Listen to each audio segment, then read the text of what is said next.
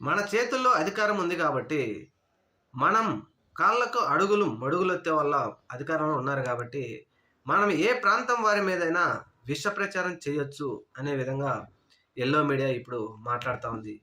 అదేంటి అంటే, సరిగ్గా కొద్ది రోజుల క్రితం గుర్తే ఉండుంటుంది. అమరావతి మీద ఎవరో ఒక మాట అన్నారని, దాని మీద ఎక్కడి నుంచో వచ్చారు ఆహ్, పెద్దలందరూ. మరి ఈరోజు యెల్లో మీడియా హెడ్డింగులు పెట్టింది.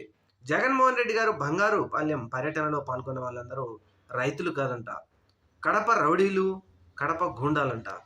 ఏం మాట ఇది? ఒక ప్రాంతం వారిని ఇలా మాట్లాడొచ్చా? ఇది దుర్మార్గమైన మాటలు కాదా?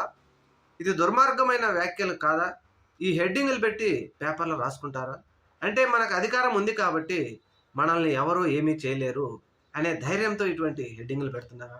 కడప గూండాలు, కడప రౌడీలు అంటే మరి రాయలసీమ ప్రాంతంలో వాసులందరిని అవమానించినట్టు కాదా?